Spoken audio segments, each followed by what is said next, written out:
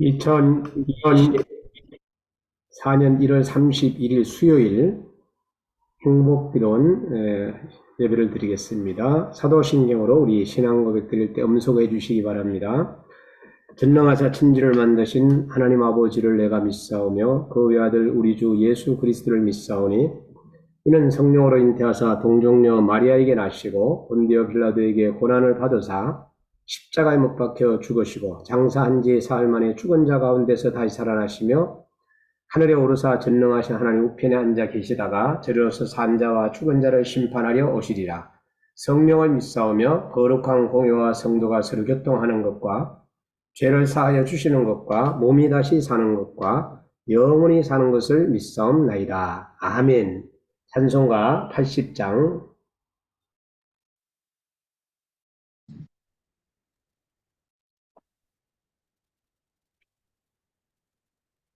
찬송가 80장 천진 우리 일본 선교사님 기도 인도해 주시겠습니다. 네, 기도합니다. 만군의 주여 하나님 아버지, 주님의 은혜 참으로 감사합니다. 아버지 하나님, 이 저녁 시간에도 저희들 여호와 하나님 아버지 앞에 나와 여호와의 얼굴을 구하면서 아버지 하나님 예배드리게 하시고 기도하게 하시니 복된 시간을 인하여서 참으로 감사드립니다. 여호와의 산에 오를 자 누구며 그의 거룩한 곳에 설 자가 누구인가? 그 손이 깨끗하며 마음이 청결하며 뜻을 허탄한 데에 두지 아니하며 거짓 맹세하지 아니하는 자로다. 그는 여호와께 복을 받고 구원의 하나님께 의를 얻으리니 이는 여호와를 찾는 족속이요 야곱의 하나님의 얼굴을 구하는 자로다. 아멘. 아버지 하나님, 저희들 참으로 하나님 아버지 이러한 믿음 되어서 저희들이 믿음으로 아버지 하나님 우리나라 대한민국을 지키게 하여 주시옵시고 아버지 대한민국에서 정말 이바지할 수 있는 저희 믿는 자들 될 수 있도록 은혜 베풀어 주셨기를 간절히 바라옵고 원하옵나이다. 하나님 아버지 이 시간에 우리나라 대한민국을 놓고 간구합니다. 여호와 하나님 아버지 윤석열 대통령 하나님 아버지 전능하신 손으로 붙들어 주시옵시고 선한 지혜와 능력으로 둘러 주시옵시기를 간절히 바라옵고 원하옵나이다. 아버지 우리나라가 힘이 지금 어렵고 하나님 아버지 종북 좌파들의 세력이 너무나도 많이 들어와 있는 것을 우리들은 깜깜하게 몰랐습니다. 여호와 하나님 아버지 우리들을 용서하여 주시옵시고 우리들이 깊이 회개합니다. 아버지 하나님 우리나라를 붙들어 주시옵소서. 참으로 하나님 악인들은 겨같이 건불같이 날아가게 하여 주시옵시고 의인들이 설 수 있는 아버지 하나님 세워서 하나님 아버지 이 나라를 다스려갈 수 있도록 주여 대한민국을 힘있게 붙들어 주시옵소서. 아버지 하나님 4월에 총선이 있습니다. 여호와 하나님 아버지 함께하여 주시옵소서. 하나님을 대적하는 모든 사상 이념들이 무너지고 동성애가 퍼지지 않고 아버지 하나님 교회가 이 안에서 번제할 수 있도록 주여 이 나라를 붙들어 주시옵시고 4월 총선에 하나님의 정의와 공의가 하수같이 흐를 수 있도록 아버지 하나님 올바른 사람 하나님 아버지 바르게 사는 사람들 하나님의 의인들을 세워서 아버지 하나님 나라를 치리해 나갈 수 있도록 주여 은혜 베풀어 주시옵기를 간절히 바라옵고 원하옵나이다. 아버지 하나님 이제 교회를 놓고 간구합니다. 아버지 하나님 지금 대한민국에 많은 교회들이 있습니다. 우리 주 예수 그리스도의 반석 위에 세워진 이 교회 하나님 아버지 오직 십자가의 도가 오직 우리 주 예수 그리스도께서 흘리신 물과 피를 흘리시고 아버지 하나님 교회를 사신 우리 주 예수 그리스도의 생명만을 하나님 아버지 전할 수 있도록 우리가 모일수 그리스도 예수 안에서 범사를 행할 수 있도록 주여 교회가 교회되게 밝게 아버지 빛으로 소금으로 아버지 역할을 감당하게 부족함이 없도록 하나님 아버지 교회들을 힘있게 깨끗하게 하나님 아버지 강건하게 주의 능한 손으로 붙들어 주시옵소서. 아버지 하나님 이 시간에 행복 기도원 놓고 주께 간구합니다. 행복 기도원을 아버지 하나님 세우시고 수고하시고 애쓰시고 힘쓰신 하나님 아버지 우리 선교사님을 기억하여 주시옵시고 참으로 여러 날 오래도록 고초를 당하셨습니다. 참 어려운 그 일을 주께서 주의 손 안에 붙들려서 하나님 아버지 고초를 겪으셨습니다. 주여 그러나 주께서 그 노정을 선대하여 주시어서 속히 하나님 아버지 나오게 하시고 이제 그래도 조금이라도 편한 곳에 계시면서 한국에 나올 수 있도록 여러 가지 아버지 서류를 준비하는 중에 있는 것을 알고 있습니다. 그 모든 일에 주께서 넉넉하게 둘러주시옵시고 아버지 민첩한 마음을 가진 자를 붙여주시어서 우리 그 선교사님의 필요대로 하나님 아버지 잘 공개하고 아버지 하나님 섬길 수 있도록 주여 은혜 베풀어 주시기를 원합니다. 여호와 하나님 아버지, 우리 고경숙 사모님도 많은 위로로 위로하여 주시옵소서. 그 마음을 어떻게 누가 알겠습니까? 주여 긍휼히 여겨 주시옵시고 하늘의 평강으로 둘러 주시기를 원합니다. 우리 유다니엘 선교사님 서울에 나오실 때에 저희도 기쁨으로 하나님 아버지께 기뻐 찬양할 수 있도록 은혜 베풀어 주시옵소서. 아버지 행복기도원에서 날마다 하나님 아버지 여호와의 얼굴을 구하고 기도하는 신실한 주의 종들을 기억하여 주시어서 여호와 하나님 아버지, 우리들의 믿음이 말씀을 기초로 해서 말씀을 붙들고 그 말씀의 능력과 권능이 우리들을 두르고 우리들을 이끌고 하나님 아버지 우리들을 밀어서 아버지의 말씀을 살기에 부족함이 없도록 여호와 하나님 아버지 은혜 베풀어 주시옵소서. 때가 악합니다. 마지막 때입니다. 하나님 아버지 예수 그리스도로 옷 입게 하여 주시옵시고 하나님 아버지 우리들의 믿음에 오래 참는 인내가 있게 하여 주시옵시고 또한 우리들 믿음에 기쁨 있게 하여 주시옵시고 하나님 아버지 우리들 마음에 간절한 마음도 있도록 주여 은혜 베풀어 주시옵소서. 저희들이 품고 기도하는 또 많은 아버지 하나님 환우들이 있습니다. 세상이 악해서 하나님 아버지 악한 병들이 많이 공격을 하고 아버지 어려운 중에는 환자들이 너무나도 많습니다. 주여 저희들이 그들을 위해서 간구할 때에 여호와 하나님 아버지 간구하는 영을 더하여 주시옵시고 아버지 우리에게 힘을 더하여 주시어서 하나님 아버지 손을 내밀어 병자에게 손을 얹고 기도하죠. 하나님 아버지 그 병이 나을 수 있도록 저들이 깊은 회개를 할 수 있도록 여호와 하나님 아버지 그리하여서 안전한 방 속에 설 수 있도록 주여 우리들을 힘있게 붙들어 주시옵소서.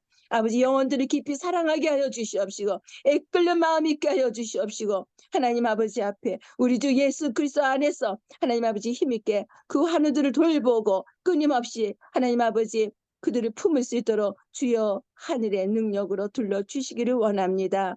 아버지 감사합니다. 주님 감사합니다. 하나님 아버지 오늘 말씀을 전하실 아버지 하나님 전하시는 분을 주께서 주의 능한 손으로 붙들어 주시옵시고 아버지 하나님의 말씀이 이 시간에 저희들에게 영이요 생명으로 하나님 아버지 저희들의 심령에 다가와서 아버지 그 말씀을 또 붙들고 이기며 나아갈 수 있도록 은혜 베풀어 주시옵기를 원하옵나이다.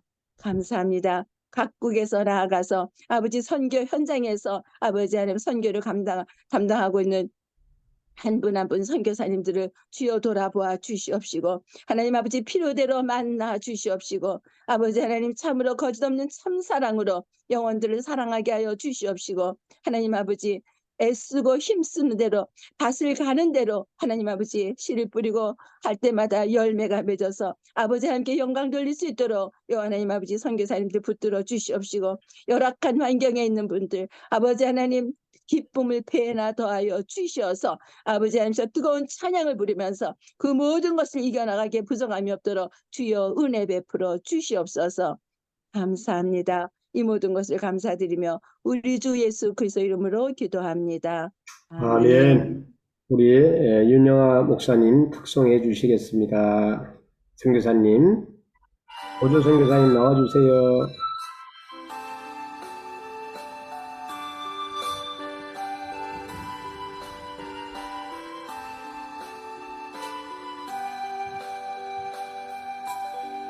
주께서 내 길 예비하시네 주께서 내 길 예비하시네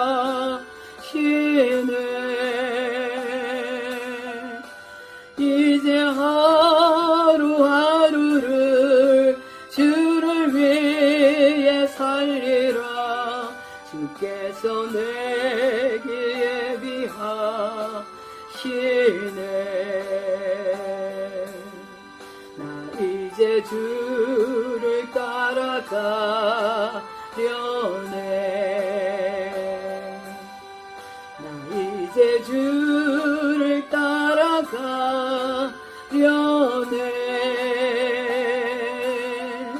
세상 즐길 버리고 생명길을 찾았네 나 이제 주를 따라가려네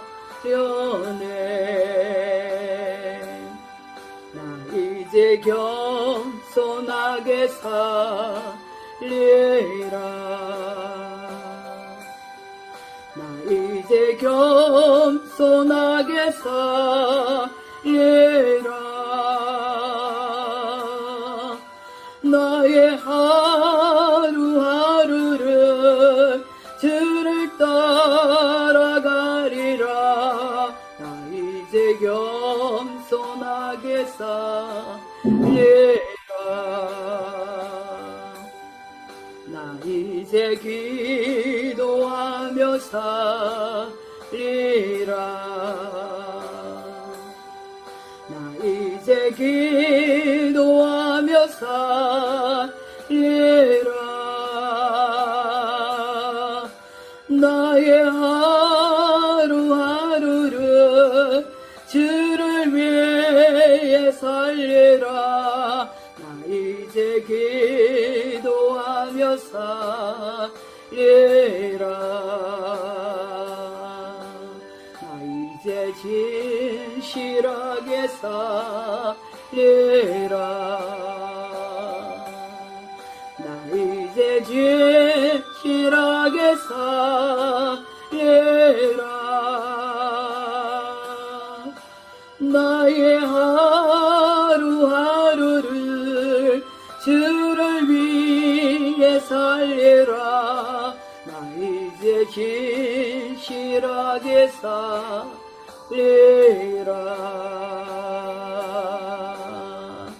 아멘. 아멘. 아멘. 행복기도원 단톡방을 참고해 주시고 사정상 갑자기 변경 취소될 수도 있음을 양해해 주시기 바랍니다. 40일 다니엘 금식 기도가 이제 진행됐고요. 우리의 기도에 진행되고 있고요. 우리의 기도에 응답하신 하나님께 감사하며 계속 기도해 주시기를 바랍니다. 우리 강동주 목사님 말씀, 다니엘 2장 40절에서 45절 말씀 보고 듣고 읽겠습니다.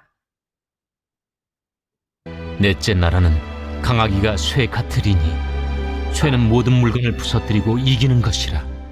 쇠가 모든 것을 부수는 것 같이 그 나라가 문나라를 부서뜨리고 지을 것이며 왕께서 그 팔과 발가락이 얼마는 토기장이에 진흙이요 얼마는 쇠인 것을 보셨은즉 그 나라가 나누일 것이며 왕께서 쇠와 진흙이 섞인 것을 보셨은즉 그 나라가 쇠 같은 든든함이 있을 것이나 그 발가락이 얼마는 쇠요 얼마는 진흙인지 그 나라가 얼마는 든든하고 얼마는 부서질 만할 것이며 왕께서 쇠와 진흙이 섞인 것을 보셨은즉 그들이 다른 민족과 서로 섞일 것이나 그들이 피차에 합하지 아니함이 쇠와 진흙이 합하지 않음과 같으리이다.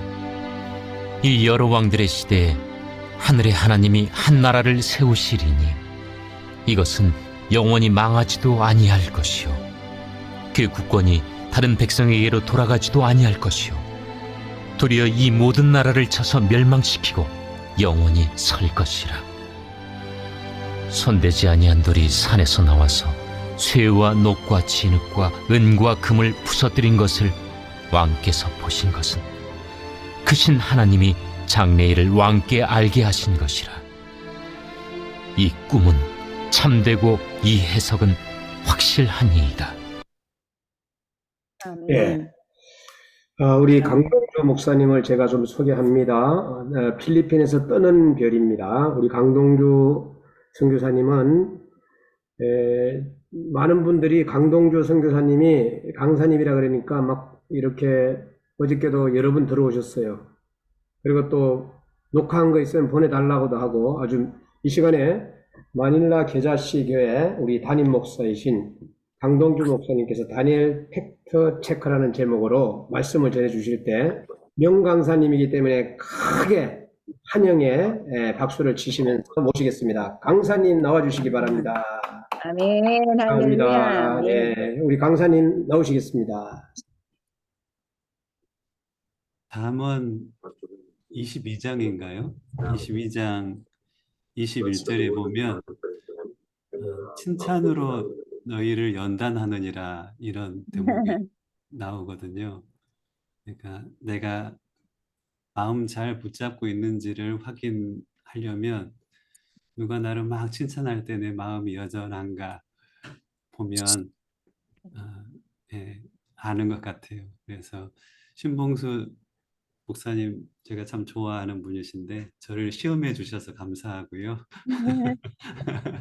예, 제가 잠깐 기도하고 시작하겠습니다. 하나님, 아, 하나님의 약함이 사람의 어떠한 강함보다 더 강하시고 하나님의 어리석음이 사람의 가장 탁월한 지혜보다 더 지혜로우심에 하나님의 능력과 하나님의 지혜를 이 시간 의지하며 주께 나아갑니다. 주님이 친히 일하시고 홀로 영광을 받으시는 시간이 되기를 간절히 소망합니다. 성령의 기름 부으심이 각 사람을 가르치시는 복된 자리가 되기를 원하옵고 우리 주 예수님의 이름으로 기도하옵나이다. 아멘. 아멘. 아멘. 공유를 하겠습니다.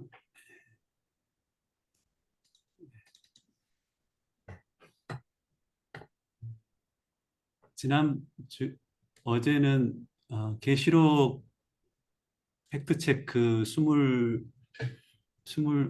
22장까지 있는 계시록의 팩트체크를 이제 했었고요. 오늘은 다니엘을 좀 이해하는 게 참 중요합니다. 구약의 계시록이라고 하고 이렇게 일컬어지는 다니엘을 이해하고 계시록을 이해하고 이제 에스겔서와 스가랴서를 좀 이해하면 마지막 때의 모습이 어느 정도 이렇게 우리가 그려볼 수 있는 것 같습니다. 그래서 오늘은 길게 하지는 않고요. 어제처럼 길게 하지는 않고 가능하면 1시간 정도 내에서 맞춰볼까 합니다. 다니엘의 예언이 성취되는 시대에 우리가 살고 있는가? 그런 주제를 가지고 강의를 진행해 가겠습니다.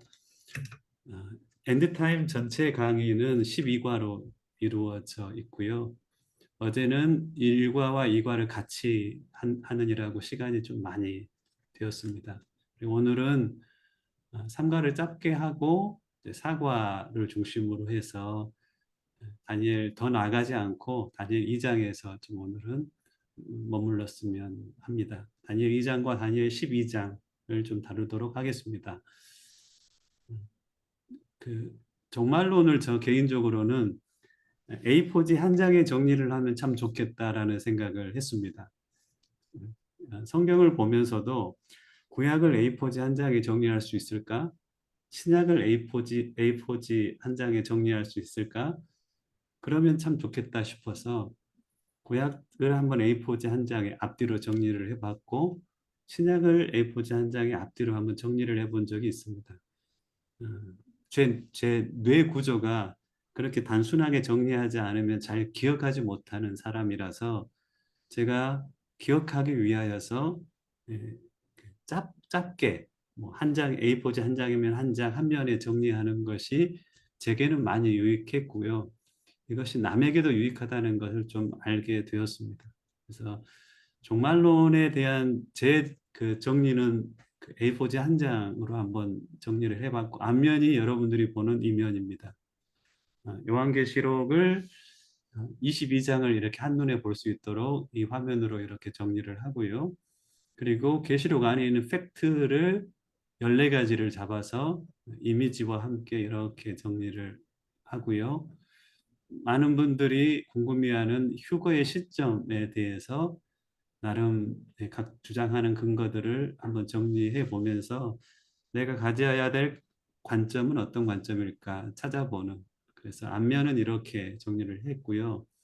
뒷면에는 그러면 나의 살아가는 시대가 마지막 때인가를 알기 위해서는 성경을 가지고 어떤 질문을 해보아야 된다고 저는 생각합니다. 그래서 성경을 가지고 12가지의 질문을 던졌을 때 내가 지금 어느 시대에 살고 있는가에 대해서 개인적으로는 좀 알 수가 있었습니다. 그래서 1번부터 12번까지의 12가지 질문을 던져서 내가 살아가는 그 시대를 좀 분별하는 그런 연습을 하고 있습니다.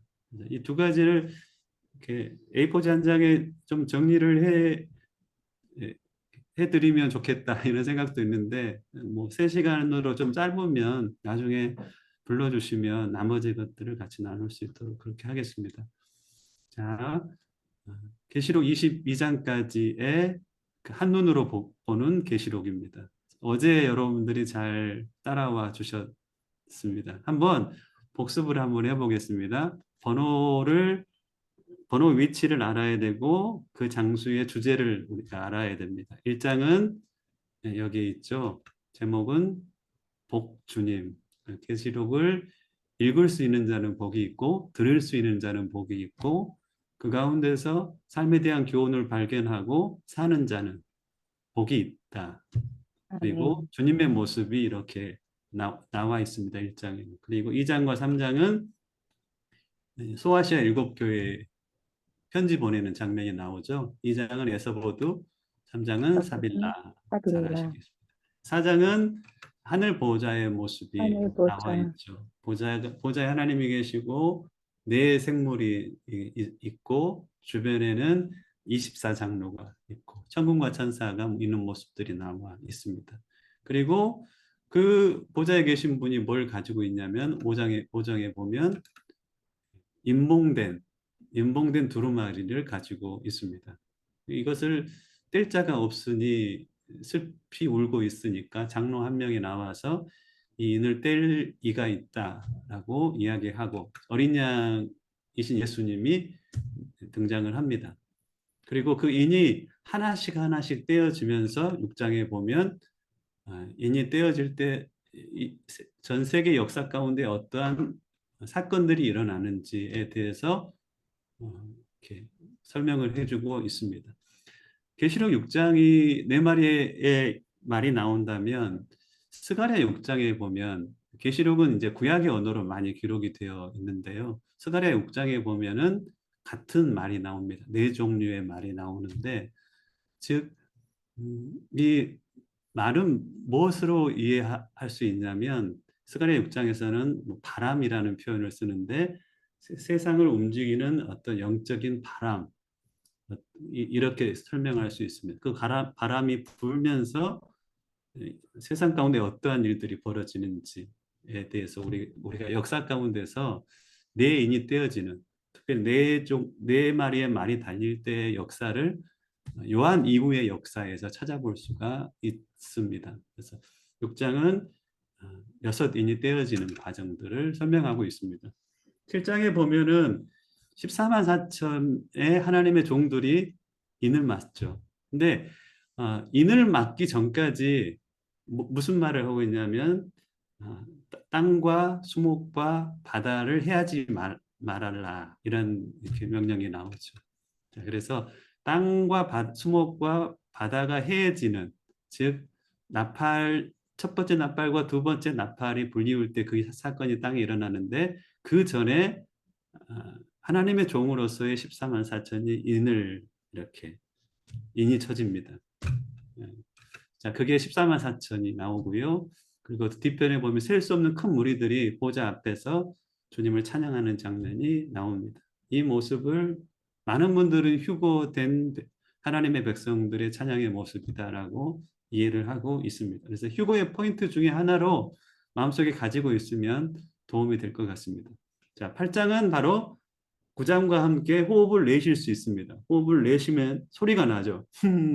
후 소리가 나죠. 이 나팔 소리는 내쉬는 호흡 부분에 있어서 이렇게 낼 수가 있습니다. 그래서 8장과 9장은 나팔이 불리워지는데 8장은 나팔재앙 1, 2, 3, 4 그리고 9장은 나팔재앙 5, 6 여기서 다섯 번째 나팔재앙은 첫째 화, 여섯 번째 나팔재앙은 유브라데 전쟁으로서의 둘째 화, 그리고 일곱 번째 나팔이 불리워져서 세상에 대접재앙이 쏟아지는 장은 몇 장인가요? 16장에서 대접재앙이 쏟아집니다. 16장의 위치는 여기 있다라고 했죠. 그렇죠. 이게 그 화로다를 한국말로 하면 뭐라고요? 어찌끄나 어찌했을까라는 의성어라고 나누었습니다. 자, 그리고 10장은 바로 누구를 보고 있어요.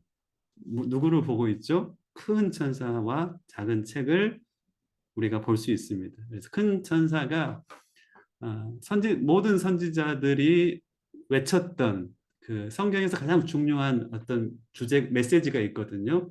그 하나님의 비밀을 이제 천사가 오른손을 하늘을 향하여 들면서 예언적 선포를 합니다. 이것이 구약 내내 선지자들을 통해서 하나님께서 예언했던 내용인데, 그것이 뭐냐면 이 땅을 하나님께서 심판하시고 이 땅 가운데 주가 다스리시는 나라를 세우겠다라는 그 예언적 선포를 합니다. 그래서 그 7번째 나팔이 불리워질 때 이 땅에는 바로 하나님의 심판과 하나님의 왕국이 세워지는 역사가 일어나는 것을 우리는 팩트로 발견할 수가 있습니다. 10장은 큰 천사 작은 책, 11장은 두 명이 누워 있습니다. 바로 두 증인이 전 3년 반 기간 1260일 동안에 이스라엘을 중심으로 사역했다가 누구하고 싸우죠? 누구하고 싸운가요? 무저갱에서 나오는 왕과 싸웁니다. 무저갱의 황충의 왕으로 나오는 존재는 몇 번째 나팔이 불리워질 때 우리가 발견할 수 있나요? 5번째 나팔이 불리워질 때 무저갱에서 황충들이 나올 뿐 아니라 황충들의 왕, 무저갱의 사자가 나타나는데, 이 5번째 나팔이 불리워질 때 그 사자가 와서 이 땅에 전쟁이 일어나고 전쟁 끝 마무리에 그 두 증인과 이렇게 싸워서 두 증인을 이긴 장면이 나옵니다. 그리고 두 증인이 죽고 난 다음에 이 땅을 향하여서 본격적인 적그리스도의 통치가 후 3년 반 동안에 진행되는 것을 요한계시를 통하여 우리가 발견할 수가 있습니다. 11장은 두 증인입니다. 그리고 12장은 바로 12장 여기에 있죠.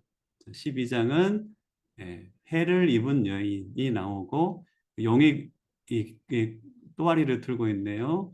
해 입은 여인과 용, 이렇습니다. 그리고 13장은 13일의 금요일, 적그리스도가 나오고 거짓 선지자가 나오고 666이 나옵니다. 그래서 13장은 두 짐승과 666.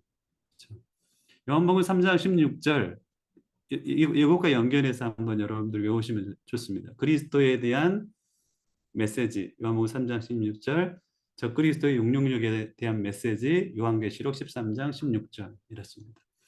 그리고 14장은 바로 14만 4천과 세 천사의 메시지, 그리고 낫을 들고 있는 인자가 땅에서 추수를 합니다. 대추수의 사건을 휴거의 장면으로 이해하는 사람이 많습니다. 그래서 이것을 여러분들도 한번 이 부분이 휴거의 장면일 수 있다라는 전제를 가지고 한번 그 요한계시록 해석해 보면 좋을 것 같습니다. 자, 그리고 15장은 어디 있냐면 여기 있죠. 15, 16, 17, 18. 15장은 유리바다가 나오고 그리고 대접재앙이 준비가 됩니다. 이것은 진리는 아닌데요. 천국을 경험했다가 이 땅에 오신 분들의 공통된 간증이 있습니다.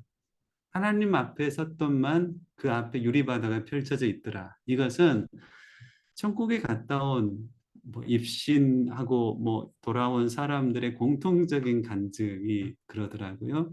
그래서 아마 15장은 그렇게 우리가 이해할 수 있습니다. 15장에서 모세의 노래를 부르는 사람들도 대추수 때, 14장 대추수 때 올라온 사람들이 그 유리바다에서 보좌를 향하여서 노래하고 있는 장면이다. 이렇게 이해를 하면 도움이 되실 것 같습니다. 그리고 대접재앙이 준비되고요.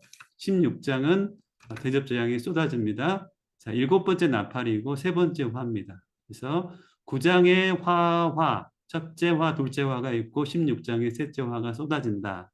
이렇게 정리하면 도움이 될 것 같습니다. 그리고 17장은 이제 큰 음녀가 심판을 받고요. 그리고 18장은 큰 바벨론이 심판을 받습니다. 19장은 바로 사각형 안에 예수님이 내려오십니다. 재림의 사건이 19장에 나와 있고, 그리고 아마게돈 전쟁 이야기가 또 나와 있죠. 자, 19장의 전쟁 말고 또 전쟁이 몇 장에 나오는지 혹시 아세요? 19장 전쟁이 나오고 앞에 일을 한번 빼버리세요. 그러면 9장에서 여섯 번째 나팔, 두 번째 화가 이렇게 임할 때 유브라데 전쟁이 임하고 19장에서 예수님이 재림하시고 땅에서 아마게돈 전쟁이 벌어집니다. 20장은 천년왕국과 백보자 심판이 나오고요. 21장은 새하늘과 새 땅, 22장은 천국생활 이렇게 정리를 할 수가 있습니다. 자, 복습을 한번 해보겠습니다.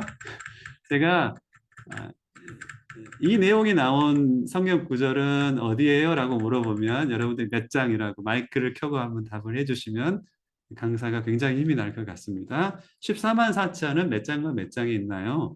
7장과 7장과 14장. 그냥 아시네요. 내가 적그리스도가 이 땅에 본격적으로 이 땅을 통치하고 이제 666에 기록되어 있는 장은 몇 장인가요? 13장. 13장이죠. 13장. 예, 13장이고 여섯 개의 인이 떼어지는 장면은 몇 장인가요? 6장.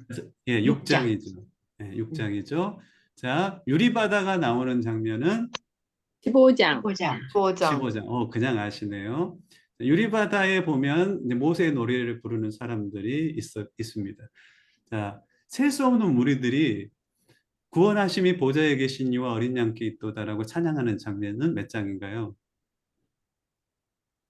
셀 수 없는 사람들이 보좌 앞에서 구원하심이 보좌에 계신 이와 어린 양께 있도다 찬양하는 21장 아닌가요? 셀 수 없는 21장인가? 무리들이 셀수 없는 무리 17장.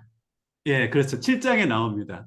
그렇죠. 그리고 그 대추수의 사건은 몇 장에 나오나요? 14장. 예, 14장 나옵니다. 그래서 휴거의 장면을 여러분들이 거기에 요한계시록을 찾는다면은 7장과 14장과 15장에서 휴거된 무리들의 모습이 이렇게 보입니다. 그래서 휴거의 시점을 내가 요한계시록에서 발견하고 싶다. 다른 곳에서는 찾기가 힘들어요. 근데 보좌 앞에서 찬양하는 부분, 보좌 앞에서 하나님 그 노래를 부르는 부분, 이것들을 보면 7장과 14장과 14장과 15장에서 보면 예, 볼 수가 있습니다. 그래서 예, 예수님 몇 장에서 재림하시죠? 19장. 19장에서 재림하시죠. 자, 두 개의 전쟁이 있는데요. 계시록 안에서는 몇 장과 몇 장에 있나요? 두 개의 전쟁. 11장. 큰 음력 7장, 아마겟돈 예, 전쟁. 9장과 아마게돈 19장. 전쟁 19장. 그리고 나팔 여섯 번째 나팔이 불리워지는 여섯 전쟁.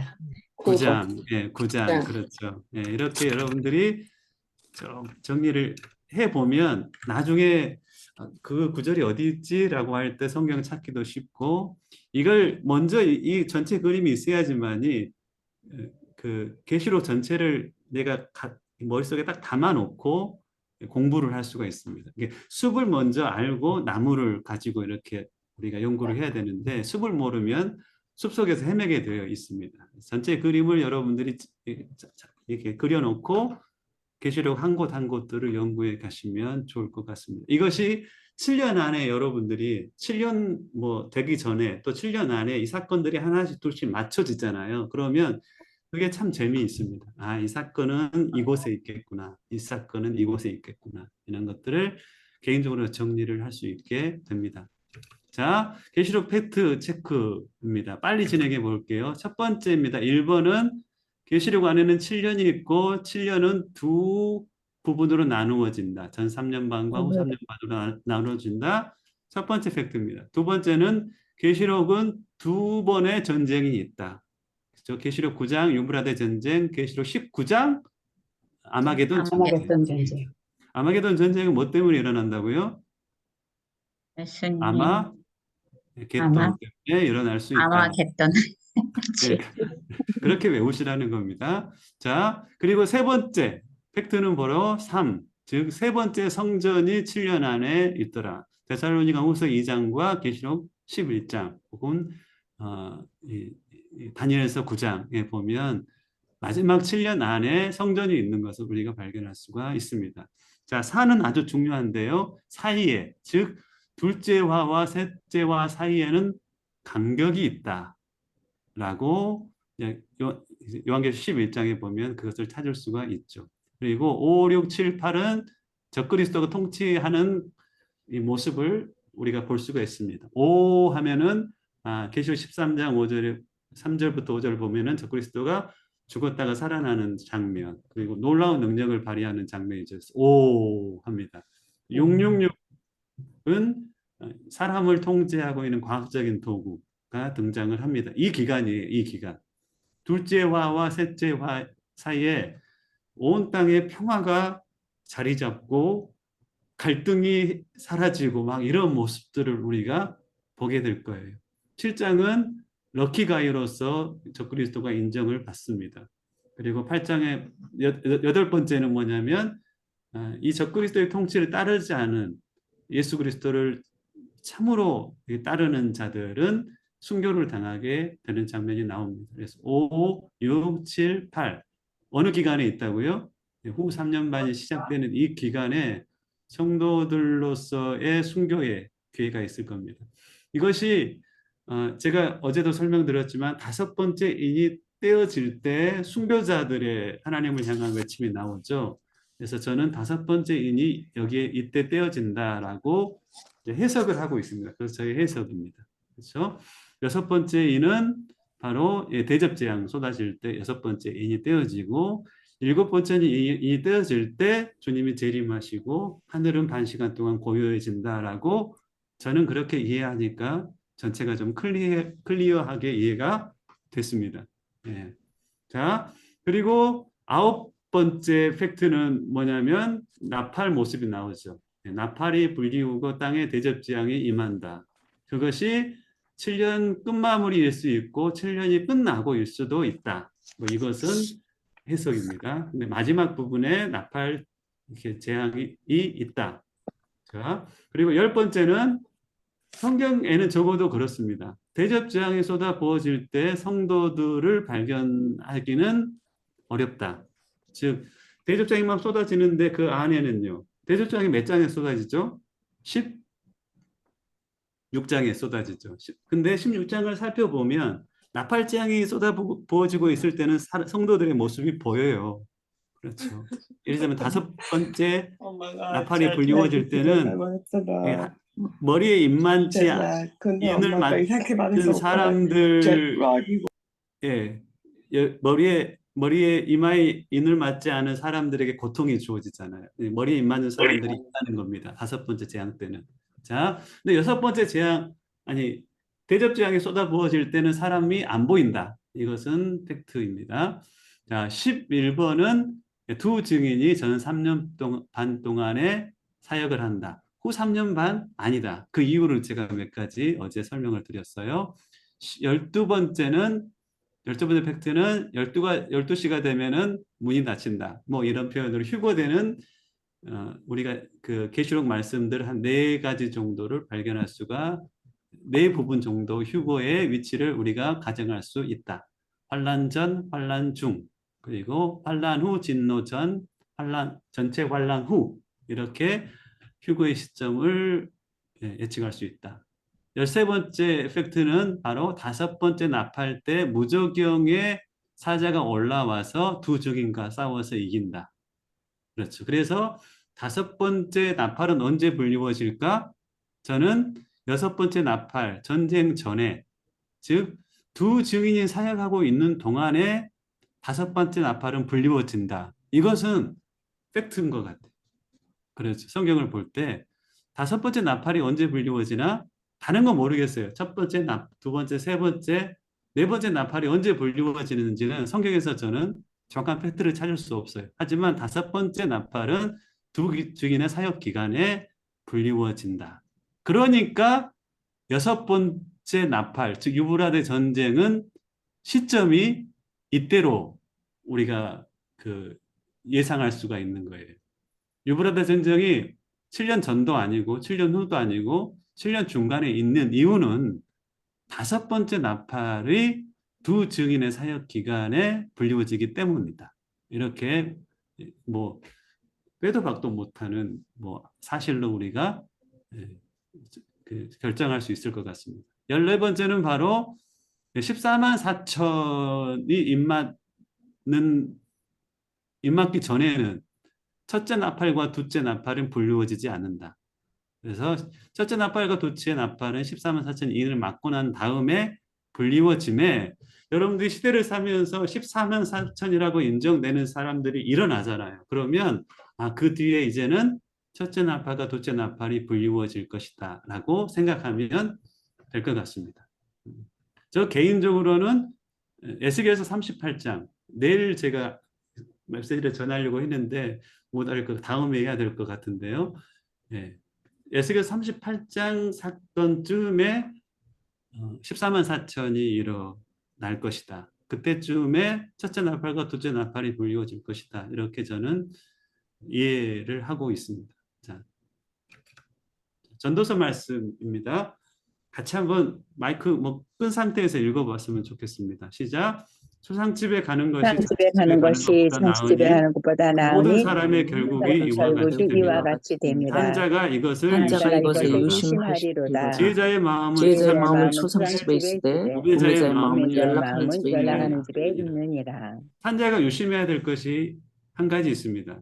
뭐냐면 초상집에 가는 것이 잔치집에 가는 것보다 낫다는 겁니다. 왜 그러느냐? 모든 사람의 결국이 이와 같이 될 것입니다. 즉, 끝을 생각을 하는 것은 지혜로운 사람의 특징이라는 겁니다. 그래서 마지막에 보면 지혜자의 마음은 초상집에 있으되 우매자의 마음은 연락하는 집에 있느니라. 우리가 언젠가는 우리의 삶의 끝을 맞이하고 고린도 후서 5장 10절 말씀처럼 우리가 다 반드시 그리스도의 심판대 앞에 드러나 각각 선악간에 그 몸에 행하는 것을 따라서 받으려 함이라. 즉 우리가 그리스도의 심판대 앞에 우리의 모든 선악간에 행했던 것들이 주 앞에 평가받는 이 끝을 생각하지 않고는 지혜로운 삶을 살 수 없고 우리의 마음은 자꾸 어디로 향하게 됩니까? 연락하는 곳에. 즉 삶의 안락과 편안함과 쾌락을 추구하는 삶의 욕망과 쾌락을 쫓아 살아가는 곳으로 흘러갈 수밖에 없으니 지혜로운 우리는 우리의 삶의 끝이 있음을 기억하고 주님 앞에 섰을 때 부끄럽지 않게 서기를 열망하고 또 그날을 준비하며 살아가는 것이 지혜자의 마음이다. 이걸 배우는 이유는 바로 뭐냐면 내가 살아가는 시대를 분별하고 그 시대에 맞는 내 삶을 준비할 뿐 아니라 내가 먹여가는 영혼들을 또한 준비시키는 일을 우리가 마지막 시대에 살고 있다면 해야 되기 때문에 이 강의가 우리에게 필요한 것이죠. 전도서에 보면 헛되고 헛되다는 말이 계속 나옵니다. 근데 전도서의 주제가 뭔가요? 제일 마지막에 나와 있는데요. 바로 우리가 모든 일의 결국을 다 들었다는 거예요. 하나님을 경외하고 그 명령을 결국은 지키고 이것이 모든 사람의 본분이라는 것을 알아야 된다. 왜냐? 하나님은 모든 행위와 모든 은밀한 일을 선악간에 심판하시기 때문이다. 즉 우리에게는 내세가 있고 영혼을 살아갈 준비를 이 땅에서 해야 되며 우리가 살아가는 시간과 영혼을 연결해서 살아갈 수 있는 지혜가 필요하다는 겁니다. 어떤 이는 우리가 살아가는 공간을 하늘과 연결해서 살아가서 하나님의 임재 가운데서 일상을 살아가는 사람도 참 복이 있습니다. 공간적으로는 그렇습니다. 내가 살아가는 공간과 하늘을 연결해 낼 수 있는 그래서 날마다 순간순간 지성소 안에서 살아갈 수 있는 그런 삶도 훈련해야 되고 우리가 살아가는 시간을 영혼과 연결해서 살아가는 것도 지혜자의 삶의 모습일 것입니다. 자, 제가 그 선교사 새벽기도 때 그 배운 언어가 있습니다. 주와 동거하고 주와 동행하고 주와 동역하는 것. 그래서 개인적으로 어떤 몇 분이 그 말씀을 하시기에 노래를 지었어요. 그래서 개인 묵상 시간에 노래를 부르면서 하나님의 임재 가운데 들어가려고 연습하기도 합니다. 선교사 기도에 비친 마음이 그래서 저에게는 늘 있습니다. 자, 전도서 7장, 전도서 12장. 우리의 마음이 끝에 있어야 된다. 이 땅에서의 연락과 성공의 도취에서 살면 안 된다는 것이죠. 하나님이 참된 신이라는 객관적인 증거가 있는가요? 하나님이 살아계시고 많은 신이라고 일컬어지는 다른 불교에서 말하는 어떤 다른 종교에서 말하는 많은 신이라고 일컬어지는 대상들이 있습니다. 근데 우리가 믿는 그 하나님이 참된 하나님이라는 객관적인 증거를 대보라고 하면 여러분들은 어떤 증거를 들 거예요? 사람들이 우리에게 묻습니다. 당신의 하나님이 살아계시고 그 하나님은 참된 하나님이라는 객관적인 증거를 내게 이야기해 보세요. 라고 하면 여러분들의 간증을 이야기하는 것은 이건 객관적이 아니라 주관적인 이야기죠. 객관적인 증거가 있나요?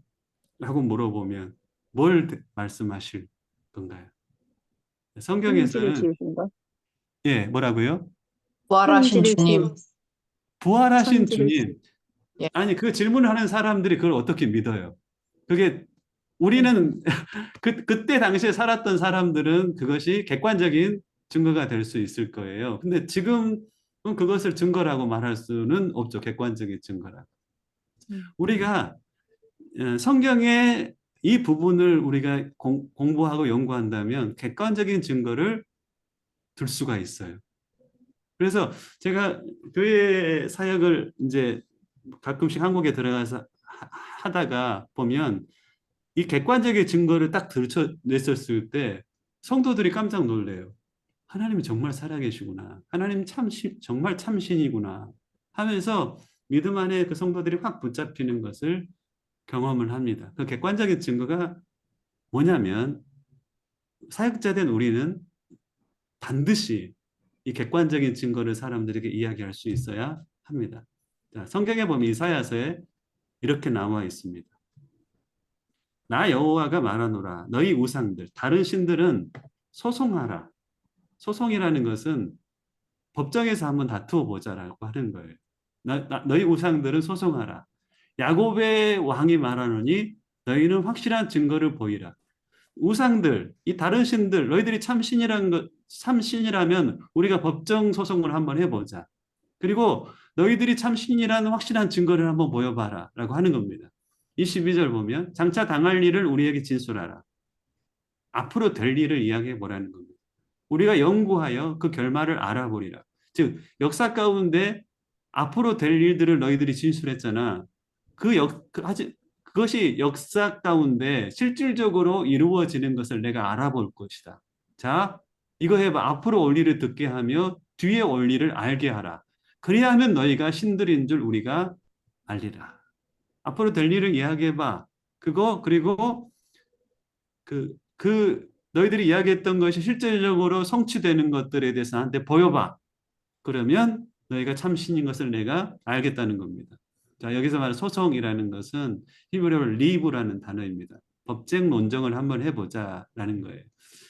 법정 논쟁에서 중요한 것은 사실인가요? 증거인가요? 법정 논쟁에서 중요한 것은 사실보다 더 법의 판결에 영향력을 미치는 것은 증거예요. 증거가 없는 사실은 법정에서 힘을 발휘하지 못합니다. 그렇죠. 하나님이 살아계시나 증거를 보여달라고 하는, 마치 법정에서처럼 증거를 내밀어 보여달라고 하는 사람들을 향하여서 우리는 이 증거를 보일 수 있어야 돼요. 무슨 증거요? 성경은 무엇을 예언하고 있고 역사 가운데 그 예언이 어떻게 성취가 되었는지 이것을 사람들에게 증거할 수가 있어야 합니다. 무엇보다도 예수 그리스도께서 구약 성경 가운데 어떻게 예언이 되어 있고 그 예수 그리스도께서 예언된 그들의 역사 가운데 어떻게 당신의 일을 그대로 예언해 놓은 것에 따라서 이루셨는가, 이것을 이야기할 뿐 아니라 다른 역사, 특별히 마지막 때에 관한, 종말에 관한 예언이 얼마나 많습니까? 그 예언이 역사 가운데 어떻게 성취가 되어 왔는지에 대해서 우리는 사람들에게 그 증거를 내밀 수가 있어야 한다는 겁니다. 자, 데살로니가전서 5장 1절로 6절을 여러분들이 아마 잘 할 겁니다. 이렇게 표현되어 있어요. 한번 읽어볼까요? 형제들아, 때와 시기에 관하여는 너희에게 쓸 것이 없음은 너희가 자세히 알기 때문이라. 자, 하나님의 사람들에게는 때와 시기에 대해서 더 알릴 것이 없어요. 왜냐하면 어떤 일이 마지막 때에 있을 것인지에 대해서 자세히 알기 때문이다. 형제들아, 너희는 어둠에 있지 아니하며 그날이 못과 같이 너희에게 임하지 못하리니 도둑같이 너희에게 임하지 못하리니 그러므로 우리는 다른 이들과 같이 자지 말고 오직 깨어 정신을 차릴지라. 뭐에 대해서 자세히 알고 있다고요? 네. 주님이 다시 오시는 때와 시기에 관하여서 우리가 자세히 알고 있어야 합니다. 왜? 구약에 예언되어 있으니까. 종말에 관한 예언이 가장 많잖아요. 주님의 다시 오심에 대한 예언. 주님의 철임에 대한 예언보다 훨씬 더 많은 게 뭐예요? 주님의 재림에 대한 예언이 성경에는 훨씬 많습니다. 그러면 하나님의 참신이라면 예언 자체가 성취될까요? 예, 성취가 되죠. 그러니 우리는 성경을 알아야 되고 또 무엇을 알아야 되나요? 역사를 알아야 되죠. 우리가 사람들에게 하나님의 살아계심을 증거하기 위해서는 두 가지를 알아야 됩니다. 성경에 이런 역사 가운데 이루어질 일들에 대해서 예언이 되어 있어. 그리고 봐라, 역사 가운데 참신이신 그 하나님의 예언이 이렇게 성취가 되어 있어 라는 것을 보여줄 수 있어야 됩니다. 왜 이스라엘이라는 나라가 다시 건국이 된 것이 중요하냐? 왜 예루살렘이라는 땅이 이스라엘에게 돌아갔던 그 사건이 중요하냐?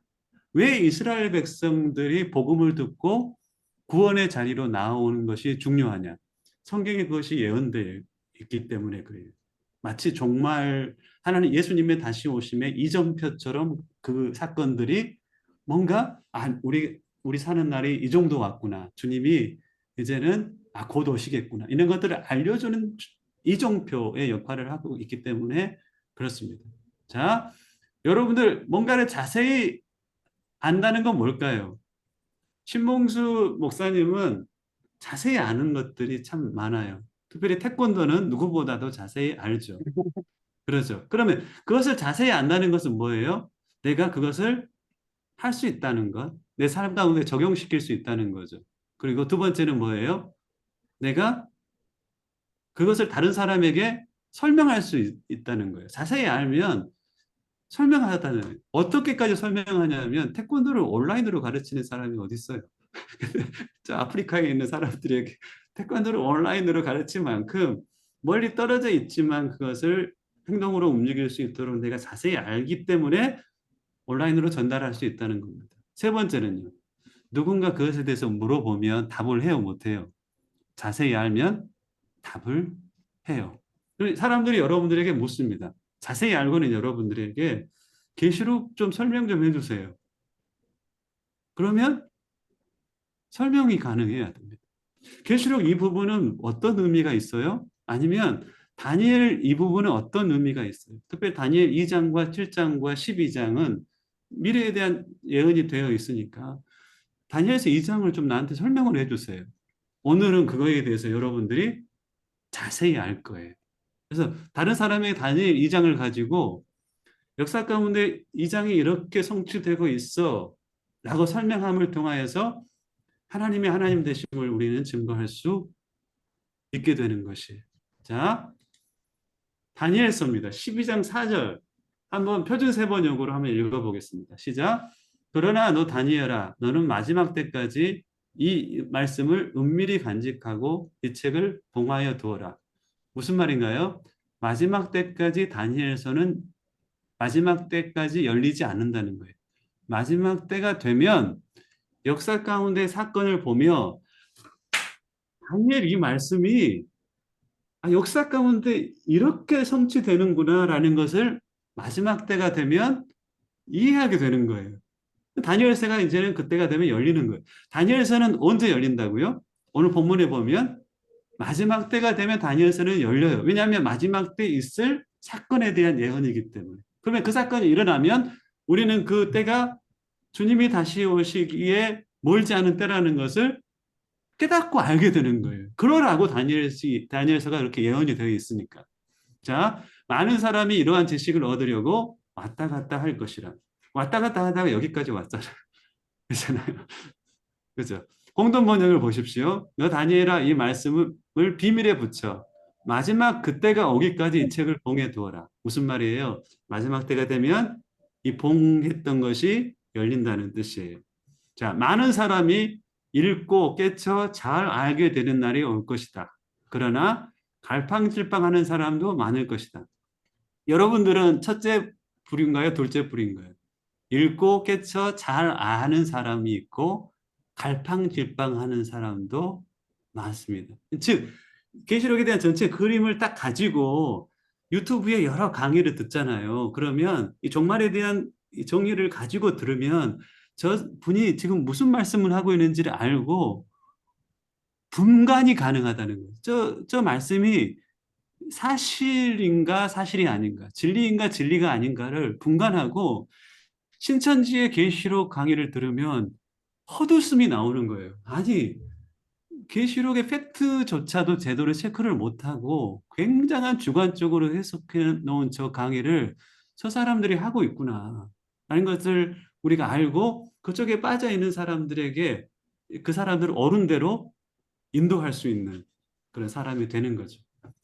자, 이런 강의가 우리로 하여금 그 많은 사람들이 읽고 깨쳐 잘 알게 되는 날이 올 것이다라고 하는 그 많은 사람 중에 한 사람으로 세워갈 것이라고 저는 믿는 겁니다. 자, 느부갓네살의 꿈과 다니엘의 해석, 다니엘서 2장입니다. 이 사건이 우리가 사는 날 동안에 그 예언이 성취되면 아, 그래, 다니엘서의 예언이 성취되는 우리는 그 시대에 살고 있어. 그 시대는 어느 시대라고요? 마지막 때. 마지막 때 그것이 열리기 때문에 그렇습니다. 자, 다니엘서 2장에 보면 이 그림을 여러분들이 아마 그릴 수가 있을 거예요. 느부갓네살 왕이 있습니다. 몇 살 때 왕이 됐는지는 모르겠지만 간 4살쯤에 어떤 그 왕의 기운을 사람들이 느꼈지 않았을까 싶습니다. 어쨌든 느부갓네살이 왕이 이제 바벨론의 왕이 되었습니다. 왕이 되어서 꿈을 꾸는데 물론 그 당시에 그곳에는 다니엘과 세 친구가 있었습니다. 너무 마음이 심란한 꿈을 꿉니다. 그래서 왕이니까 그 권력으로 이 꿈을 좀 알고 싶고 또 해석을 받고 싶은 거예요. 그래서 박수와 막 무당과 지혜자들을 다 이렇게 모아서 꿈을 한번 말해봐라라고 하니까 사람들이 와서 꿈을 당신이 이야기하면 우리에게 해석을 해주겠습니다라고 합니다. 아니, 그거 말고 내가 어떤 꿈을 꿨는지 말하고 그것에 대해서 해석을 좀 해봐라 라고 하는 겁니다. 그런 사람 있을까요? 어떤 꿈을 꿨는지 말하고 그것을 해석하는 사람 있을까요? 예, 하나님이면 가능한 일들을 느부갓네살이 요청하는 겁니다. 아무도 없죠. 다 죽여라. 지혜로운 사람들은 다 죽여라 합니다. 그때 그 소식을 다니엘이 듣고 다니엘도 세 친구도 죽게 되었습니다. 그래서 며칠만 말미를 주십시오 라고 말해놓고 하나님한테 깊이 기도합니다.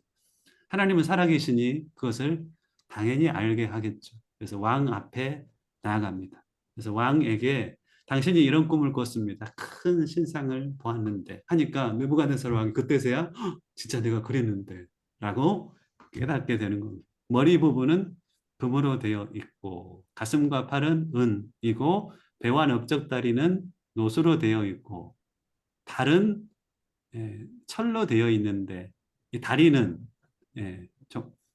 철로 되어 있는데 발은 철과 진흙이 섞여 있다. 근데 큰 돌이 이 우상을 때려서 부수듯만 큰 돌이 큰 나라를 이루었다. 뭐 이러한 이 꿈에 대한 이야기를 한 다음에 그것을 해석합니다. 자, 그것에 대한 해석을 여러분들이 인터넷을 뒤지면 이렇게 아마 발견할 수 있을 겁니다. 자, 금은 어느 나라죠? 바벨론. 다 아시죠? 자, 가슴과 손, 은은 BC 539년에 등장한 메데 바사. 이 제국의 가장 유명한 왕의 이름은 고레스. 너무나 귀한 일들을 했죠. 이스라엘 백성들을 해방시켰고 있습니다. 그래서 고레스가 고레서 뭐 이렇게 역사 네. 가운데서는 이야기를 합니다. 고레스. 그리고 배완 업적다리는 331년에 일어난 알렉산더 대왕의 헬라 제국입니다. 엄청난 넓은 지역에 학교를 세우고 이것을 통해서 제국의 그 헬라 문화가 퍼지고 헬라어를 그때 당시에 전 세계가 쓰게 됩니다. 헬라를 통하여서 언어가 통일되죠. 그리고 BC 197년에 등장한 로마가 철로 일컬어집니다. 철의 나라 로마가 도로를 이렇게 전부 다 깔죠. 그래서 한 개의 언어를 가지고 깔려진 도로를 지나서 복음은 전 세계를 향하여 증거되는 역사를 주관하시는 하나님의 역사가 쭉 이렇게 설명이 되어 있습니다. 자, 문제는 뭐냐면 철과 진흙이 섞여 있는 이 대목이에요. 그렇죠. 철은 어느 나라라고요? 이게 중요해서 그렇습니다. 철은 로마예요. 그런데 마지막 때의 나라라고 우리가 해석하는, 다니엘도 그렇게 이야기하고 있어요. 마지막 나라의 모습, 철과 진흙이 섞여 있는 모습이라고. 즉 마지막 때까지 뭐가 있다는 겁니까? 철의 나라가 있다는 겁니다. 근데 이것이 사람들이 간과하는 거예요. 마지막까지 철은 존재합니다. 즉 로마가 존재한다는 거예요. 그런데 로마의 역사를 우리가 딱 읽어보잖아요. 그러면 BC 197년에 등장했고 BC 395년에 동로마와 서로마가 나누어집니다. 그리고 서로마는 BC 476년에 망합니다. 그리고 동로마는 BC 1453년에 이슬람에 의해서 망하죠. 그러면 1453년에 로마가 전체가 망했으니 마지막 때까지 철이 존재한다는 것은 이해가 안 되잖아요. 그렇잖아요. 근데 성경의 예언은 뭐라고 이야기한다고요? 마지막 때까지 로마는 존재한다라고 예언을 하고 있어요. 하나님의 예언은 성취되는 거예요. 그렇죠. 그걸 우리가 역사를 보면 놀랍고 신비하게 발견할 수가 있어요. 철의 나라는 마지막 때까지 유지됩니다. 그걸 제가 설명을 드릴 거예요. 다니엘서 7장에서는 4마리의 짐승이 나옵니다. 근데 저는 이 해석이 옳지 않다라고 이해해요. 주님이 똑같은 사건을 2번 이야기를 하지 않았을 거예요. 그리고 다니엘서 7장을 보면 여러분 대부분 이제 이렇게 해석할 것인데요. 다니엘서 7장을 문장을 자세히 들여다보면 이 해석이 아닌 다른 해석이 훨씬 더 본문에 충실한 해석이 될 수가 있습니다. 이 부분은 그것도 놀라운 그 시대를 분별하게 하는 일이기 때문에 내일 제가 설명을 드리려고 합니다. 자, 철과 진흙이 물음표예요. 이게 뭐지? 마지막 때까지 철의 나라가 존재한다고 당연히 우리는 다니엘서 2장을 읽으면서 이 질문을 해야 됩니다. 그잖아요. 철과 진흙이 섞여 있으니 마지막 때에 철이 있다. 자, 이걸 한번 찾아보겠습니다. 철과 진흙이 섞여 있는 모습. 다니엘서 2장 43절에 보면 왕께서 쇠와 진흙이 섞인 것을 보셨은즉 그들이 다른 민족과 서로 섞일 것이나 그들이 피차 합하지 아니함이 쇠와 진흙이 합하지 않음과 같으리라. 즉 쇠는 있는데 진흙이 들어오는 거죠. 왜냐하면 로마라는 나라는 계속 유지가 되는데 그것에 진흙이 들어오는데 섞이지 않아요. 섞이지 않은 모습들을 역사 가운데 발견하면 그때가 마지막 때라는 겁니다. 그걸 알게 하기 위해서 다니엘이 기록이 되어 있어요. 그리고 다니엘의 그 기록은 마지막 때까지 인목이 되어 있고 우리가 살아가는 시대에 철과 진흙이 섞이지 않은 모습을 보면 그때가 언제라는 거예요. 마지막 때라는 이것을 알려주기 위해서 다니엘 2장이 기록이 되어 있거든요. 자, 그럼 이때가 정말 마지막 때인지 한번 볼까요? 다니엘서 2장 34, 44장입니다. 왕이 보신즉 손대지 않은 돌이 나와서 신상의 철과 진흙에 발을 쳐서 부서뜨림에 그 돌이 크게 된다는 겁니다. 자, 그것을 44절에는 이렇게 이야기하고 있어요. 이 여러 왕들의 시대에 하늘의 하나님이 한 나라를 세우시리니, 이 한 나라가 어떤 나라냐면 요한계시록 10장 기억나세요? 큰 천사, 작은 체. 큰 천사가 손을 하늘을 향하여 들면서 예언적 선포를 하죠. 7번째 나팔이 불려지면 이 땅에 그 나라가 이루어질 것입니다. 이게 왜 놀라운 중요한 메시지냐면 구약에 이거에 대한 예언이 너무나 많이 나와 있거든요. 주의 나라가 이 땅 가운데 이루어진다는 예언이. 바로 다니엘서 2장에도 이 예언이 되어 있어요. 한 나라를 세우리니 이것은 영원히 망하지도 아니할 것이요. 그 국권이 다른 백성들에게도 돌아가지도 아니할 것이요. 도리어 이 모든 나라를 쳐서 멸망시키고 영원히 살 것이라. 영원한 하나님의 나라가 이 땅 가운데 이루어질 것이다라고 하는 마지막 때에 관한 메시지. 주의 재림과 주의 나라의 이 땅 가운데, 주의 나라가 이 땅 가운데 온전히 임하는 메시지가 44절에 기록이 되어 있어요. 즉, 철과 진흙이 섞인 그 시대에 주님은 다시 오신다. 다니엘은 이걸 이야기하고 싶은 거예요. 지금 다니엘서를 통하여 하나님께서는. 자, 마지막 때의 모습은 어떤 모습이라고요? 새와 진흙이 합하지 않는 모습이다. 이것이 우리가 사는 시대 가운데 과연 있나? 그걸 알기 위해서는 두 가지에 대해서 우리 답을 찾아야 됩니다. 첫 번째는 새 나라가 지금도 지속되고 있다는 것을 증명해야 됩니다. 두 번째는 과연 쇠에 들어온 진흙이라는 민족은 어느 민족인가에 대해서 우리가 다른 사람에게 설명을 할 수가 있어요. 내가 알고 설명할 수 있어야 됩니다. 그러면 쇠 나라는 마지막 때까지 진행이 되는지 한번 살펴보겠습니다. 자, 이 구절은 마지막 때의 모습을 묘사하고 있고요. 쇠 나라가 마지막 때까지 남아있다라고 성경은 이야기합니다. 그리고 쇠와 섞여 있는 진흙으로 표현된 다른 민족은 쇠와 융합되지 않고 있습니다. 자, 바벨론 머리 금의 나라입니다. 605년에서 539년까지 이렇게 통치를 하고 있습니다. 그리고 메데바사는 이 지역을 통치하고 있죠. 성경의 예언이 역사 가운데 그대로 성취가 되는 겁니다. 하나님은 참 하나님이시기 때문에 당신의 예언하시고 그 예언의 역사 가운데 성취가 되는 것이죠. 자, 넓적다리와 배는 바로 헬라 제국입니다. 그리고 철의 나라는 바로 로마입니다. 1453년까지 동로마가 유지가 되는데 그 과정에서 AD 395년에 서로마하고 동로마가 분리가 됩니다. 이게 좀 중요합니다. 서로마가 먼저 멸망을 합니다. 세계사를 여러분들이 공부하다 보면은 위에 있는 게르만 민족이 밑으로 쭉 내려와서 로마를 점령해 버립니다. 로마 제국이 서로마 제국은 망하게 돼요. 몇 년도에? AD 475년도에 망하게 됩니다. 자, 그러면 이때 당시에 로마의 종교는 뭐였나요?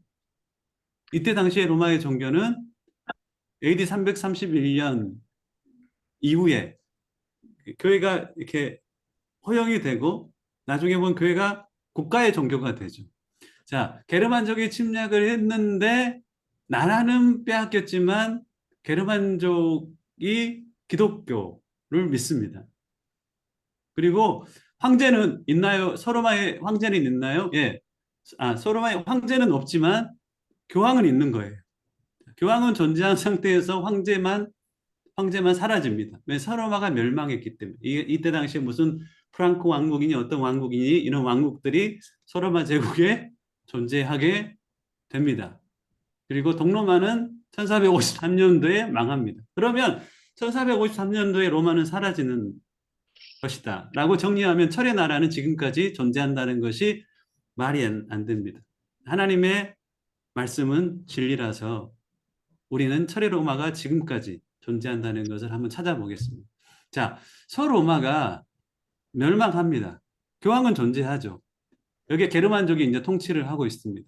게르만족이 통치하는 왕국 중에 프랑코 왕국이라는 왕국이 있습니다. 그 왕국이 로마 교황하고 협약을 맺어요. 어떤 협약을 맺냐면 내가 당신의 교환권을 지켜줄 테니까 우리로 하여금 로마의 왕권을 이렇게 허락해 주십시오. 라고 계약을 맺습니다. 그 사건이 바로 AD 800년에 신성 로마 제국이 세워지는 사건입니다. 즉 프랑크 왕국이었어요. 서로마 멸망하고 왕국이 존재합니다. 그런데 이들에게서는 뭐에 대한 환상이 있냐면 로마 황제에 대한 환상과 꿈이 있습니다. 그래서 이때 당시에 프랑크 제국의 왕이, 여러분들 세계사를 배우면 뭐 샤르마뉴 황제 이런 이야기를 많이 들어봤을 거예요. 뭐 한국의 이순신 장군, 아니 세종대왕보다 유럽 땅에 있어서의 샤르마뉴는요, 유럽 통합의 상징입니다. 가장 성군이라고 일컬어지는 황제였죠. 이 샤르마누 황제가 교황으로부터, 레오 3세로부터 로마의 황제의 주기관을 받습니다. 그리고 샤르마누 황제는 그 레오 3세에게 우리가 교황권을 지켜주겠습니다. 자, 이렇게 협약을 하고 AD 800년에 샤르마누 대관식을 갖습니다. 그러면 서로마가 사라졌지만 1453년에 동로마가 사라지기 전에 서로마에는 사라진 로마가 다시 AD 800년에 일어나게 됩니다. 그렇죠. 그게 바로 신성 로마 제국이에요. 로마는 사라지지 않는 거예요. 자, 신성 로마 제국이 어떻게 유지가 되냐면, 사실적으로 이 신성 로마 제국은 이 프랑스의 가장 영웅이 나폴레옹이죠. 나폴레옹이 그 유럽 땅 전역을 이렇게 정복을 하면서 어떤 야망을 가졌냐면, 내가 로마의 황제가 될 거야 라는 야망을 가졌어요. 그때 당시에 신성 로마 제국의 황제는 프렌치 2세였거든요. 이제 프렌치 2세를만 밀어내면 내가 프랑스의 황제인데 전체 로마의 황제가 될 거야 라는 꿈이 있었어요. 근데 이 프렌치 2세가 나폴레옹이 자기를 공격하려고 하자 신성 로마 제국을 해체시켜 버렸어. 이제 로마 없어 해버린 거예요. 그 로마가 사라지는 상황이 벌어지고 1806년에 이제 로마 없어 해버린 거예요. 그러니까 로마의 황제라는 자리가 1806년에 사라져 버린 거예요. 자, 그런 상태에 있는데 1차 세계대전이 일어나고 2차 세계대전이 일어납니다. 2차 세계대전이 일어나자 유럽 땅 전체가 완전히 황폐화되어 버렸어요. 그때 한 가지 조약을 맺게 되는데 1957년에 로마 조약을 맺게 됩니다. Treaty of Rome이라고. 그 조약을 제안한 사람이 바로 영국의 처칠입니다. 더 이상 이대로 가냐면 유럽이 완전히 쫄딱 망하겠다 싶어서 미국과 같은 그 유럽 합중국을 한번 만들어 보자라고 처칠이 제안합니다. 우리도 미국처럼 유럽 합중국을 만들고 제안합니다. 그렇지 않으면 실질적으로 모든 권력이 소련과 미국으로 이 헤게모니가 이양될 것을 예측한 거예요. 역사의 주도 세력이었던 유럽은 역사 밖으로 밀려나기를 원치 않았습니다. 그래서 뭔가 우리가 유럽이 하나가 돼야 되는데 어떻게 하나 될 수 있을까 고민하다 보니 경제적으로 서로 의존하는 어떤 관계가 되면 그 사이에 전쟁이 일어나면 서로가 경제가 힘들어지니까 경제적인 의존 관계를 만들자라고 해서 탄광과 철광에 있어서 연합체를 먼저 만듭니다. 그래서 서로가 서로에게 필요한 나라들이 되는 거예요. 그래서 로마 조약을 통하여 1957년에 그 하나의 공동체를 만듭니다. 그 전에 여러분들 질문을 하나 하겠습니다. 이게 이제 신성 로마 제국이에요. 이 신성 로마 제국을 이루고 있는 현재 나라들이 있어요. 이 안에는 지금 어떤 나라들이 있나요? 여기 보면 이탈리아가 있죠. 이쪽은 독일이 있고 이쪽은 프랑스가 있죠. 그리고 여기 보면은 벨기에가 있고 룩셈부르크가 있고 네덜란드가 이렇게 있어요. 중간에 가운데 이제 중립국으로서의 스위스가 존재하고. 자, 지금 이탈리아도 독일도 프랑스도 자기의 국부라고 일컫는 사람이 있어요. 우리나라의 아버지다라고 일컫는 사람은 누구냐면 샤르마니 황제예요. 역사의 뿌리를 어디서 이 세 나라를 발견하냐면 신성 로마 제국을 시작했던 샤르마니 황제로부터 역사의 뿌리를 이 세 나라는 동일하게 찾고 있어요. 자, 그런데 이 로마 조약을 체결한 이 참여국들이 있습니다. 참여국들이 누구냐면 이 나라들이 벨기에, 프랑스, 서독, 이탈리아, 룩셈부르크, 네덜란드. 어느 나라들이에요? 신성 로마 제국을 구성했던 나라들이 로마 조약을 맺습니다. 이 로마 조약을 맺은 나라들을 통해서 결국은 1993년에 이 합중국이 세워집니다. 유럽 합중국이 세워지는데 그것을 이름하여 우리는 EU라고 합니다. 유럽 연합이 만들어져요. 이들이 꿈꾸는 것은 뭐냐면 신성 로마 제국의 부활이에요. 그래서 이들이 뭐 협약식을 갖잖아요. 그러면 이런 협약식을 갖춥니다. 뒤에 이 상의 주인공은 누구냐면 샤르마니 상이에요. 지금 이 사람들이 어느 나라에 있는 것 같아요? 로마에 있어요. 로마. 신성 로마 제국을 지금 통치하고 있어요. 자, 벨기에 브뤼셀. 이 빌딩의 이름. EU의 빌딩입니다. 자, 한번 읽어볼까요? 서양 역사에서 로마의 카이사르, 샤르마누, 나폴레옹 등 3명의 영웅이 등장해 전 유럽을 지배했다. 이들 세 사람 가운데 역사상 가장 지속적인 영향력을 미친 인물은 누구다? 샤르마뉴다. 빌딩을 지어도 샤르마뉴 빌딩이라고 짓습니다. EU의 동전입니다.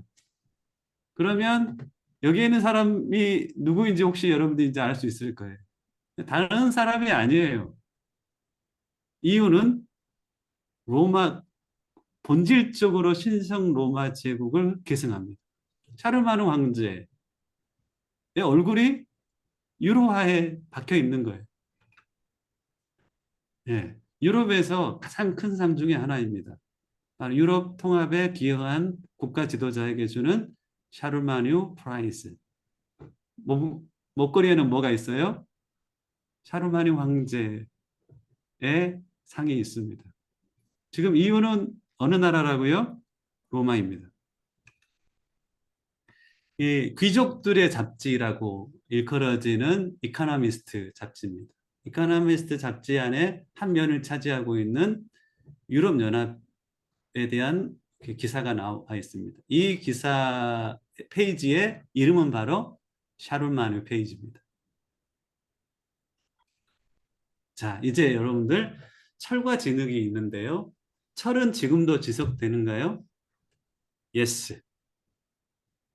철은 지속이 됩니다. AD 800년에 신성 로마 제국의 등장을 통하여 그 철의 나라는 지금까지도 지속이 되고 있습니다. 그래서 철과 진흙의 이 나라는 바로 유럽연합과 진흙이라고 정의를 할 수 있어요. 예언과 역사 가운데 그 성취를 봤었을 때 철의 나라는 지금까지도 계속되고 있다. 동의되시는가요? 네. 철의 나라는 지금도 지속되고 있습니다. 주님이 말씀하셨고 그것은 그대로 이루어지고 있습니다. 앞으로 그 연합 EU라는 나라 안에서 어떠한 일이 벌어지는지 우리는 집중을 해야 합니다. 자, 그러면 진흙이 무엇일까요? 이곳에 들어온 다른 민족, 하지만 특징은 섞이지 않는다는 거죠. 자, 큰 신상 예언의 역사적 성취. 이 그림은 여러분들이 처음 보실 건데요.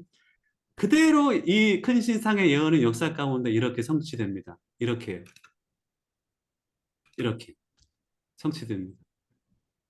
즉 BC 604년부터 해가지고 539년에 메데바사, 331년에 헬라 제국, 그리고 197년에 이 철의 나라 로마가 언제까지 지속된다고요? 284년 AD 284년에 로마가 굉장히 약화되죠.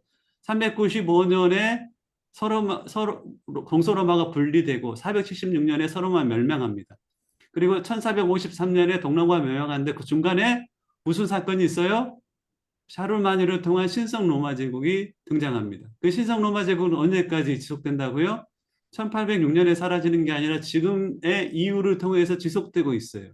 그래서 다니엘서 2장의 신상의 예언은 어떻게 성취가 되고 있냐면 여러분들이 보고 있는 이렇게 역사 가운데 성취가 되고 있는 겁니다. 자, 그러면 진흙은 어떤 민족일까요? 하나가 되지 못하는 새와 진흙. 다니엘 4장 33절 기록된 쇠에 유입되어 들어와 있으나 융합되지 못하는 다른 민족은 어떤 민족인가? 자, 유해석 선교사님이셨었죠. 이슬람 전문가인데요. 이슬람과 유럽 문화의 종말에 대한 책 내용입니다. 유럽은 2차 세계대전 이후에 폐허가 된 국토를 재건하기 위해 값싼 노동력인 무슬림을 대규모로 받아들였다. 2차 세계대전이 종말론적인 사건 중에 아주 중요한 사건입니다.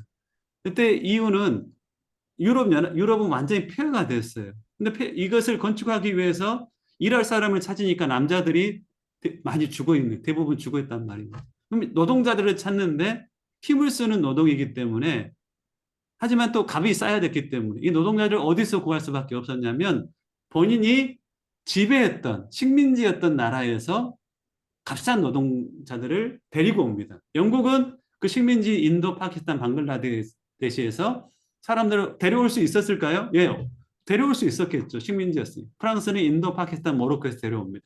독일은 사실 식민지가 없었어요. 그래서 동맹국이었던 터키에서 사람들을 사가지고 땅을 재건하기 시작합니다. 그때 유럽인들은 무슬림들이 단기간 노동 계약이 끝나면 당연히 본국으로 돌아갈 줄로 생각을 했어요.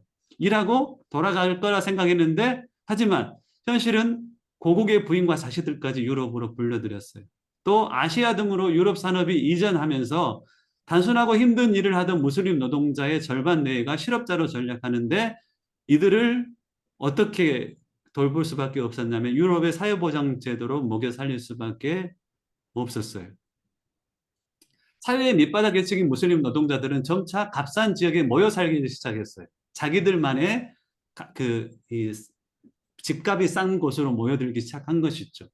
이곳은 같은 유럽이면서 유럽인들이 통제하거나 출입할 수 없는 지역으로 점점 바뀌어가기 시작했습니다. 경찰, 소방관, 응급의료인들도 출입하기 어려울 정도로 치안이 열악해졌고 유럽법이 아닌 이슬람법인 샤리아법에 의해 사실상 다스려 가기 시작했습니다.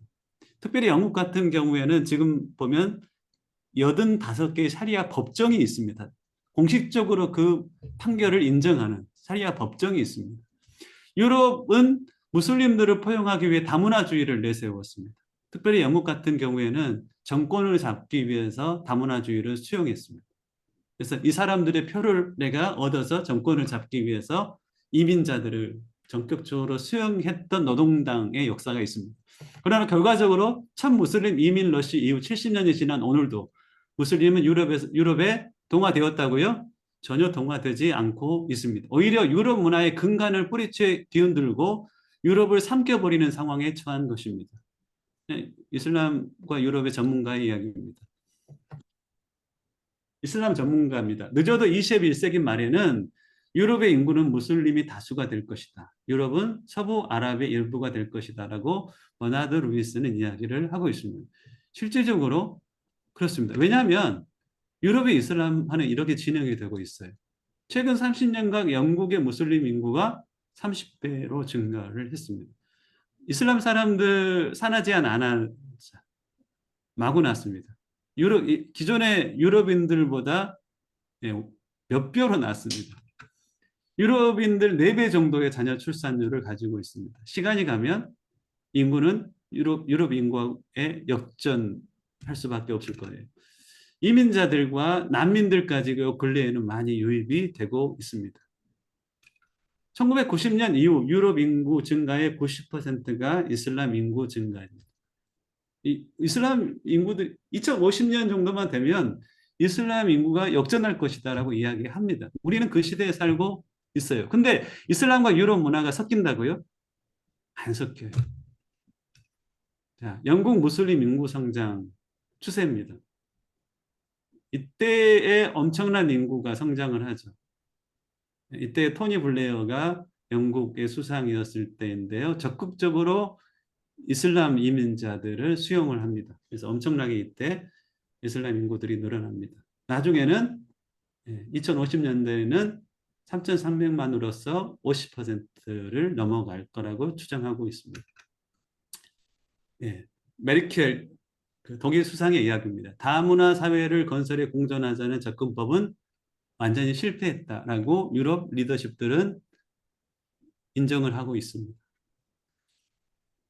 니콜라스 사르키지의 이야기입니다. 프랑스식 이슬람이 아닌 프랑스 안에서의 이슬람 반대를 선언합니다.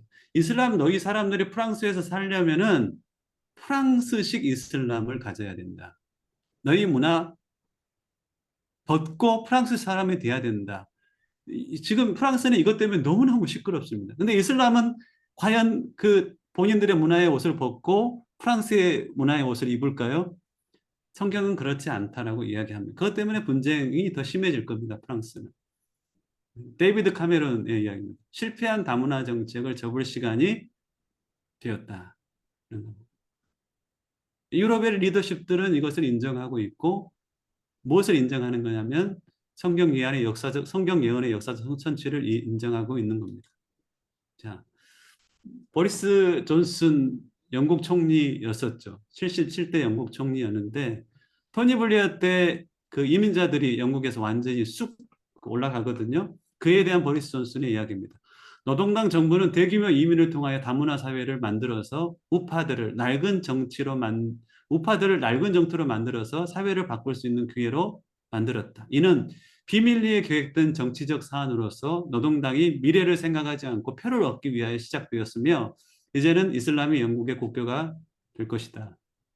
라고 정치적으로도 이민자를 수용하면서 그것을 이용했다는 이야기입니다. 리비아 대통령이었던 무아마르 카다피의 이야기입니다. 유럽은 이슬람화 될 것이다라고 단언합니다. 어떻게 단언하는지 보십시오. 두고 봐라. 신이 총 한 발을, 대포 한 방을 쏘지 않더라도 유럽에서 이슬람의 승리를 안겨다 줄 것이다. 앞으로 수십 년 내에 유럽의 5천만 무슬림 인구는 그 지역을 이슬람의 땅으로 만들 것이다. 뭐 때문에? 아이들을 낳아서 유럽을 이슬람화 시킬 것이라는 겁니다. 자, 이제 우리는 정리할 수 있습니다. 철과 진흙이라고 했었을 때 그 진흙의 실체는 뭔가요? 유럽연합과 이슬람. 유럽연합은 로마입니다. 그리고 유럽연합에 1945년 이후에 급속하게 들어왔다. 하지만 절대적으로 유럽 문화에 섞이지 않은 존재들은 바로 이슬람입니다. 우리는 그 시대에 살고 있나요? 철과 진흙이 섞이지 않은 시대에 살고 있고 이때 무슨 사건이 일어나나요? 주님이 이 땅에 다시 오는 사건이 벌어집니다. 자, 이게 마지막 때, 지금이 마지막 때인가를 분별할 수 있는 12가지 질문 중에 첫 번째 질문입니다. 섞이지 않은 철과 진흙. 철과 진흙이 섞이지 않는 그 모습을 보고 있는가? 그러면 우리는 마지막 때에 살고 있는 것입니다. 다니엘서 예언의 성취와 그 마지막 때 정리하겠습니다. 너 다니엘아, 너는 마지막 때까지 이 말씀을 은밀히 간직하고 이 책을 봉하여 두어라. 많은 사람이 이러한 지식을 얻으려고 왔다 갔다 할 것이다. 어떤 사람은 깨쳐 잘 알게 되는 날이 올 것이다. 그러나 갈팡질팡하는 사람도 많을 것이다. 마지막 때에 다니엘은 열립니다. 특별히 다니엘서 2장의 마지막 그 나라의 모습은 마지막 때만이 이해할 수 있는 모습입니다. 다니엘의 마지막 권면을 우리가 집중할 필요가 있습니다. 다니엘아 갈지어다. 이 말은 마지막 때까지 간수하고 봉합할 것임이니라. 10절 같이 한번 읽어볼까요? 시작. 많은 사람이 연단을 받아 스스로 정결하게 하며 희귀할 것이나 악한 사람은 악을 행하리니 악한 자는 아무것도 깨닫지 못하되 오직 지혜 있는 자는 깨달으리라. 마지막 때를 살아가는 사람은 어떤 삶을 살아가야 되느냐? 주님 오실 때가 멀지 않았음을 알고 스스로 정결하게, 성결하게 하며 스스로를 깨끗하게 해가야 한다는 겁니다. 악한 사람은 자기 악함도 깨닫지 못하고 계속 악을 행하며 살아갈 거예요. 어제 말씀 나누었던 것처럼 마태복음 24장의 악한 종은요, 다투며 세상의 가치에 취해서 살아갈 거예요. 주님은 그때 다시 오셔서 슬피 울며 이를 가는 경험들을 그들은 하게 될 겁니다. 하지만 하나님의 종들은 어떤 삶을 살아가요? 성공을 추구하지 않고 성결을 추구하며 살아가는 거예요. 거대함을 추구하지 않고 하나님의 열망인 거룩함을 추구하며 살아갈 거예요. 내가 어느덧 세상에 살아갈 때 여러분들, 저는 그렇더라고요. 여러분들은 안 그럴지 모르겠어요. 50이 넘어가니 유혹이 더 많아지는 것 같아요. 어떤 유혹인지는 선배님 되신 여러분들이 아마 더 잘 알지 않을까 싶어요. 나이가 들어가며 유혹이 더 강해지는구나. 제가 한 교회에서 30대 때 이야기입니다. 그때 60대 되었던 나이 많은 여자 전도사님도 그곳에 계셨습니다.